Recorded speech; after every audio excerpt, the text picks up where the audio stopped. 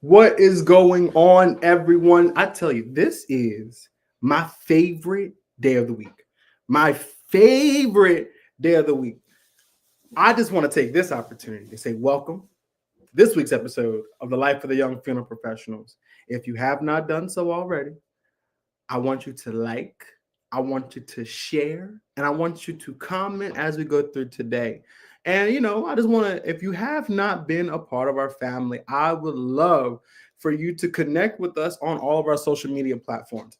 Again, we are here on Facebook, we are live on YouTube, but we also have an Instagram page. And I want you guys to connect with us, be a part of our family, and partner with us as we go through all of the updates and the special announcements of our guests. I want to hear from you, so please follow us. Please, ma'am, please, sir, connect with us. I want y'all to follow us.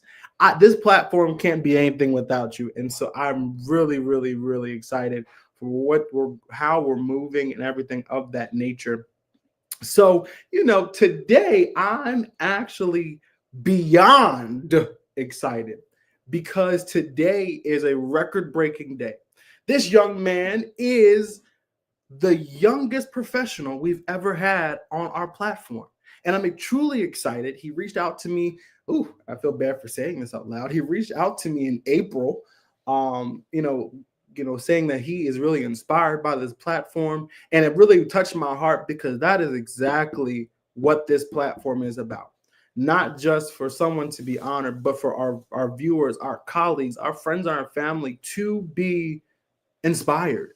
And so he reached out to me, and I kind of really didn't reach back out. But, nevertheless, I have the Honorable Mr. Elijah Stevens from the Tri-Cities Funeral Home.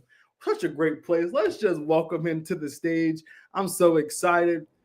Mr. Stevens. Brother Watson, how are you, sir? I am well, sir. How are you? Oh, well, man. Thank you for having me on the show, man. Thank you. Listen, I am excited, and I shared with you earlier. I am like I do it publicly. I apologize for taking so long.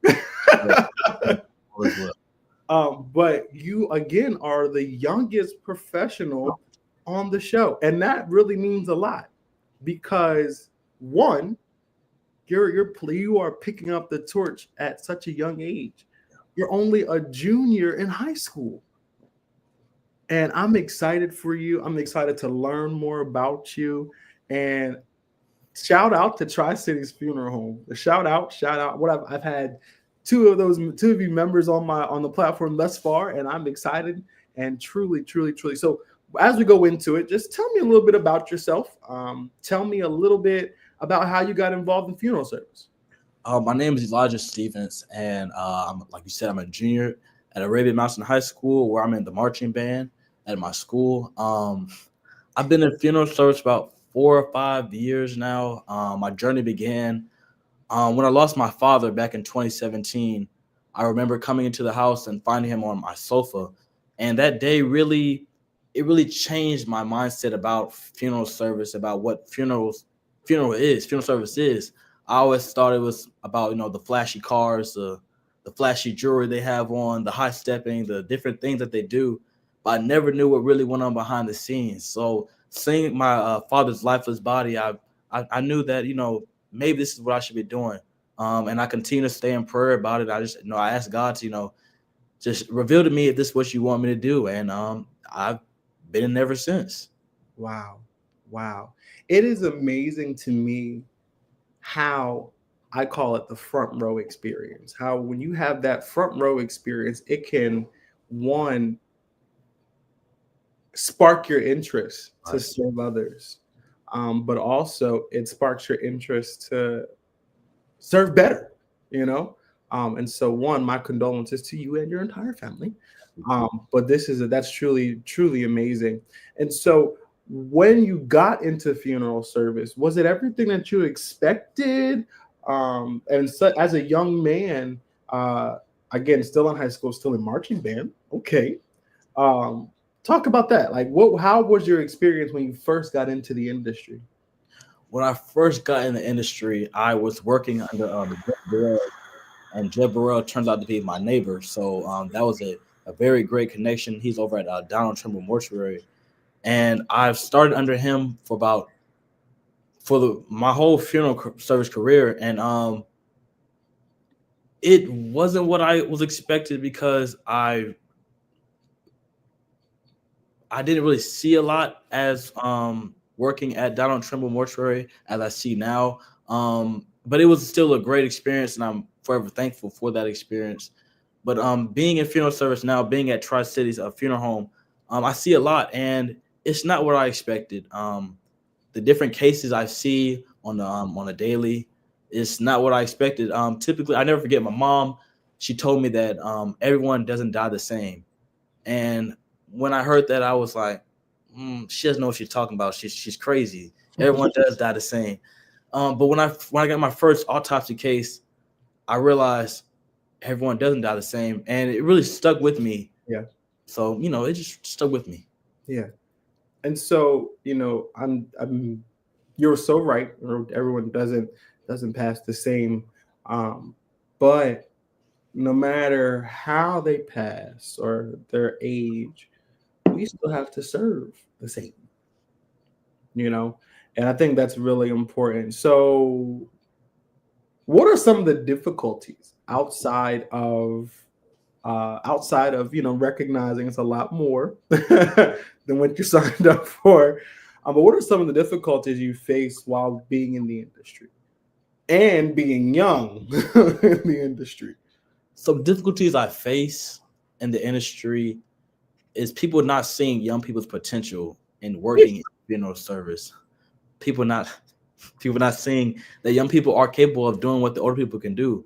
If anything, the young people are wiser, smarter, and faster with our fingers and different things that the older people sometimes can't do. So people just don't see what young people can do, and that hurts me a lot because I see a lot of people sometimes they reach out to me and ask, how'd you get in funeral service? What are you doing? What are the steps? And they're not giving me a chance, and that really hurts. But Yeah, that's some of the difficulties I face, just not letting the young people get a chance. yeah, and that is, you're not the first person to ever say that, and it's unfortunate. But one thing that I pride myself on is telling everyone, including myself, that um, we as younger practitioners, we're picking up the torch, and just keep pushing because it matters.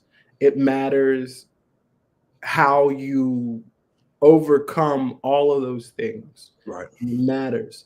And so that is something that I faced. I started in this industry when I was 14, and a lot was,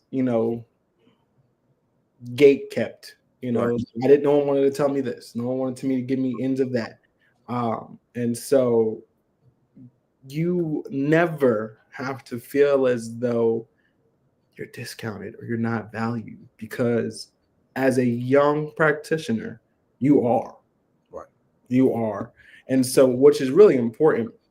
And so, I want to say this like 95 times for all the viewers to know he is the youngest. So, so what are some things that you have to learn, or that you started to learn, when it comes to balance? Because yes, you Mm, are in school, you mm. have marching band, you have your own personal life, and yet you are still serving. So, how are you navigating between professional and navigating between, personal? Talk about those things. It gets rough balancing my personal life and my work life. Some days, and this is just honest me. Some days I go home and I have to just let it all out. I tell my mom all the different things I've seen, and I feel as though if I just let it out, then that's the best way to get it out. Yeah. That's the best way to balance it. I typically try to leave all the things I see at the funeral home. I don't. I try not to bring it home with me, because if I bring it home with me, then I'm constantly thinking about it. I can't sleep on it, so I have to leave that stuff at the funeral home. And Yeah. it does get rough balancing it, but I have a very strong support system who's here to support me.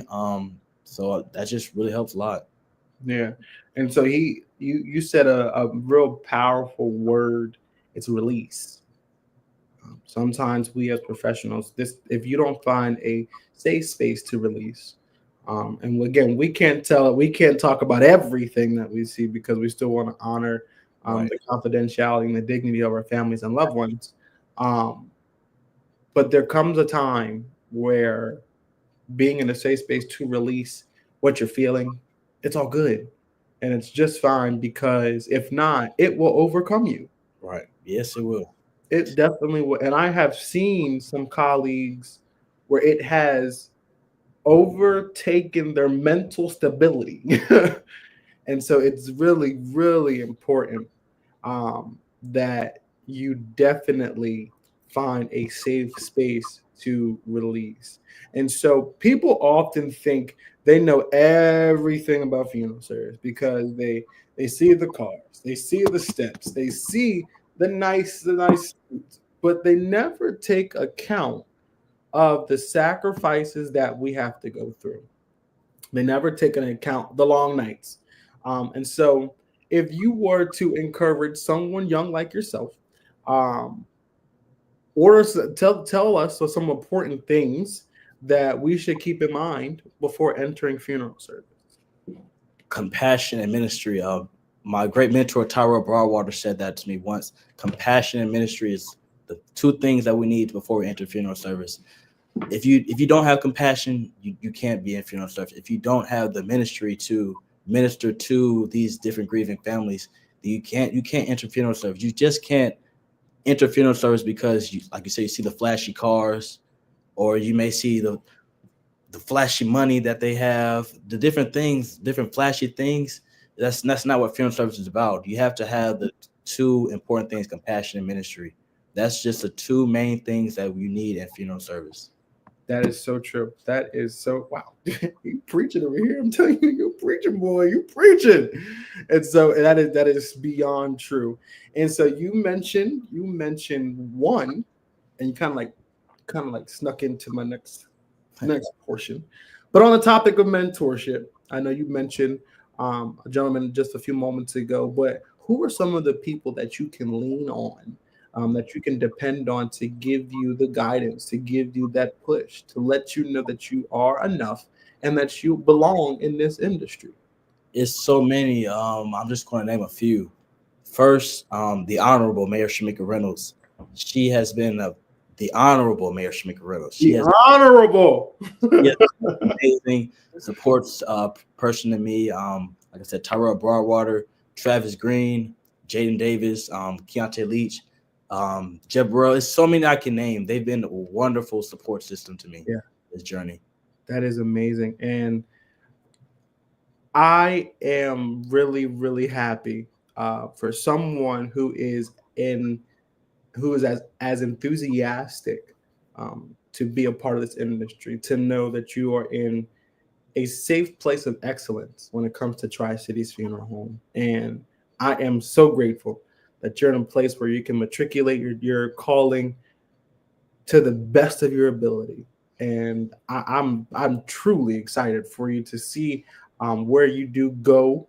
And so, where do you see the direction of funeral service going in the near future, when it comes to like the innovation side of things? Or let's talk about that for a little bit. For me or the company I'm with, could you expound a little bit more on that? So when you see, I'm not more so Tri Cities, but the industry as a whole. Um, I use this as an example. COVID happened. COVID happened. We started doing a whole bunch of stuff. We started doing drive-through viewing. We started doing live streaming. We started doing so many different digital things to still honor and serve our families in that moment. So, do you see the industry going more digital, AI, traditional, hands-on? Like, where do you think we're going to go in the near future? Um, People say AI is taking over the world, and surely it is, but AI can't take over funeral service. Um, they can have the many robots they want, the many drones they want, but it can't take over funeral service. I can truly see funeral service going more digital and more hands-on, both of a mixture, because COVID has really helped. Shout out to Loud Films. He's a funeral live streamers. Um, he has really been helping a lot of families who are near and far who can't attend the funerals to watch it online. So Yeah. that's really been a help. So I can see funeral service going two ways: live and more hands-on. Okay. Okay. Now the million-dollar question is, where do you see yourself going in the industry? I see myself in the industry potentially owning my own, but not so sure about owning my own.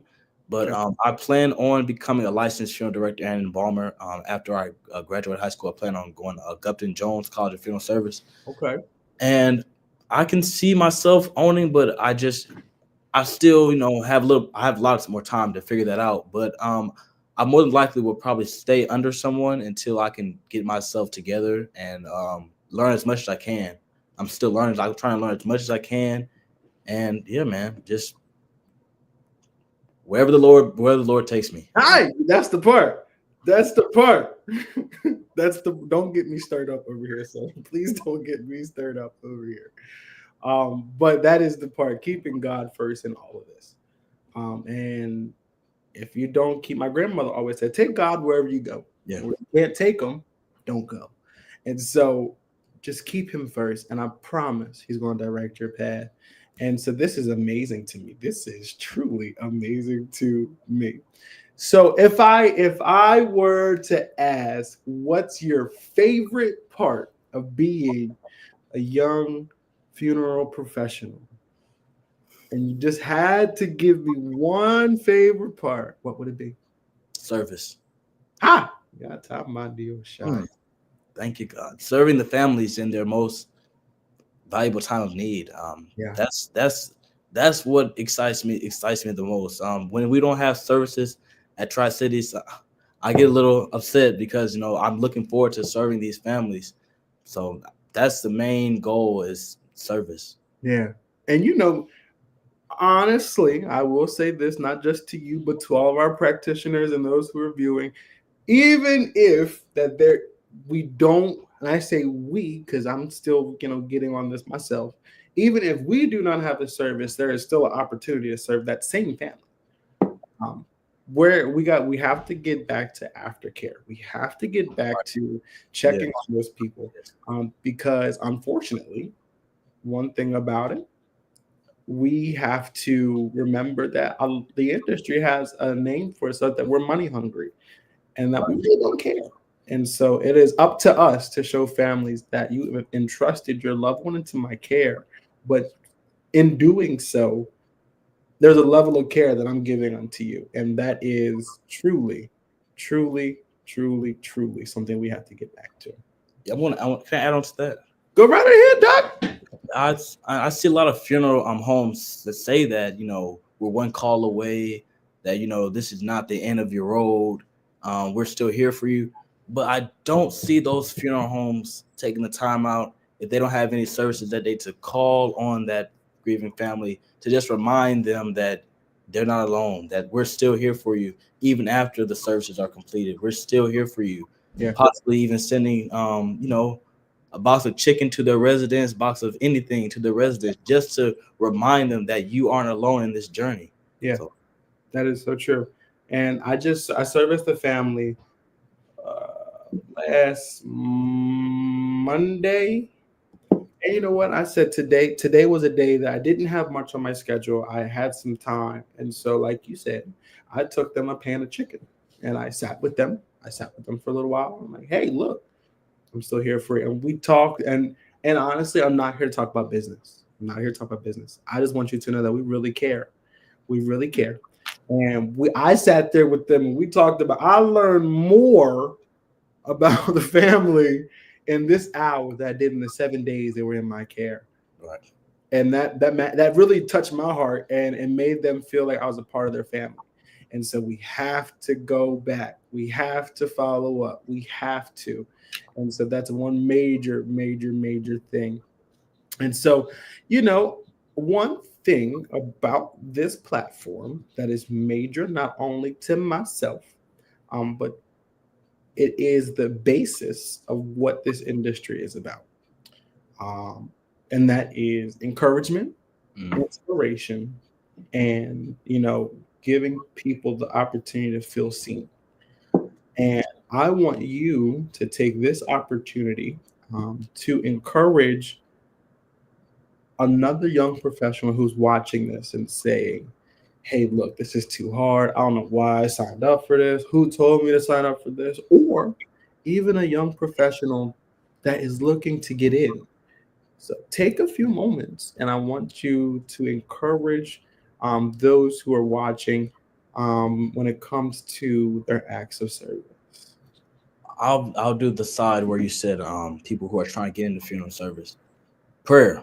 Paul Martin once said, I pray for you, you pray for me, and we'll watch God change things. So I truly believe that if you continue to pray for me and I continue to pray for you in this journey, we can truly watch God change things. And that goes back to my point of service and ministry. You have to have those two things to enter. And people who are saying, that why did I sign up for this? Why am I in this? And honestly, that was me for a point in my life. I would wonder, why am I in funeral service? What's the point of this? I have to serve these families, but what is the point? What am I going to get out of this? And I honestly, I just, like I said, continue to pray, and prayer is a really big part of my life. I really continue to pray and just ask God to show me the way. Because the Bible says, I am the way, the truth, and the life. So I said, Lord, if this is your way, if you are the truth, show me this. And he has truly showed me that he is the way, the truth, and the life, and that, he'll never leave me nor forsake me. And I truly believe that. So Well, you didn't tell me you were a preacher. No, but that is so true. That is so true. And Jeremiah 29:11 says, I know the plans I have for you. So God called you to it. He's going to call you through it. And that's something that I pride myself on as well, because it is not just something that I decided to do. right. It's not something that I woke up and said, oh, I'm about to be a funeral professional. It's not that. It is truly a calling. And one thing that we have to recognize as well, and you can chime in if you feel the need to, is that this is not a job, it's a ministry. Mm. And if you're not grounded spiritually to be able to serve in a capacity where you will never feel that pain, where you have never felt that pain. Elijah, you are 16. You've been in a place where you've served a grieving mother, Mm. but you never had any children. Mm. So God had to sit there and ground you to serve the same way you would as if you felt that pain from that mother. You know what I mean? Right. So it is, like you said, it is very imperative that you are very prayerful, you are very discerning, and you're really, really mindful on the call that God has on your life. And if I were to take an opportunity to encourage you, my friend, I would love for you to know that at your young age, you are seen, you are valued, and you are appreciated. Thank you. There's going to be days and times where you feel like giving up, but I speak perseverance and tenacity over your life and over your career, because there's people like you that are going to be able to keep the integrity of what we do. Mm. There's people like you who are going to be able to stand when everything else is falling. And I'm excited to see people like you. And I know if I'm excited here in Delaware, there are many people excited in your corner to see where you go. I don't ever want to hear you say you quit because God has called you to be one of the greatest funeral professionals on this side of the world. Thank Okay.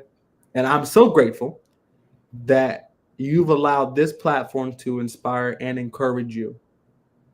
And should you need anything, this is my funeral, should you need anything, feel free to reach out to me. I'm always going to be here for a source of encouragement, a source of wisdom, even if you need a listening ear.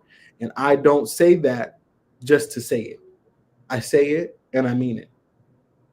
And I'm excited to see your growth. Again, I said this off camera. I will say this on camera. You are in a safe place. You're in a great place. And you're in a place that will open. You are in a place that will open up doors for you. And I'm telling you, I see it. Please continue to walk. Thank you, sir. Thank you, You're sir. so welcome. You are so welcome. I do want to say, well, I'm gonna come out of that because I can go. I'm gonna come out of that. Um, I do want to say shout out to Tri Cities Funeral Home, to the Honorable Mayor Yes. Shanika Reynolds. I thank you so much for lending some of your wonderful people to be on this platform. Thank you, thank you, thank you for all that you do for Lithonia, for all that you do for the state of Georgia, for all that you do for this industry. And I'm so grateful for your leadership because it's people like Elijah who need it. And to all of my guests, to all of my viewers, thank you, thank you, thank you, thank you, thank you for not just tuning into this platform, but to support Elijah on today. It really, really means a lot to myself, and I know it means a lot to him. And so, Elijah, are there any closing remarks before I give my little closing housekeeping things that you would like to say? I would like to just thank my family, thank my mother, my brother, thank you, my uncle, thank you everyone for continue to pour into me. Thank you to my friends and family who are watching. Thank you for just continuing to be there for me. Thank you for being that listening ear when life gets rough. I can always call on them, and I just thank them for that. And that's it. Shout out to the fam. Shout out to the fam. And so again, I do say thank you. And normally I reach out to people to be on the show, but you reached out to me, and I'm so grateful that I actually had an opportunity to get you onto this platform. Keep serving, my friend. Keep serving. Keep serving. Keep serving. I can't stress that enough. And so to my viewers, again, if you have not um, connected with us on social media platforms for another 15, maybe 20 seconds, here are those platforms. I'm looking for you, ma'am. I'm looking for you, sir, to connect with us. It is moments like these where we can go back and see all of the things that our professionals are doing. And so connect with us. There's announcements coming out, and I'm so grateful. Now, my next point is I wish that I knew every single professional in the world, but I don't. And so I would love if you know a rising young undertaker that should be featured on a future episode, or even yourself, if you would like to be a part of this platform and would like for a light to be shined on you, please reach out to the following platforms. You can feel free to email us. You can DM us on Facebook or Instagram. It works because that's how Elijah did it. So it works. And so please continue to reach out to us. I'm excited to see all of the young professionals that we have in this industry. And as always, I thank you all truly for tuning in with us. And until the next episode, continue to serve well, continue to serve strong, and continue to serve with the integrity that God gave you.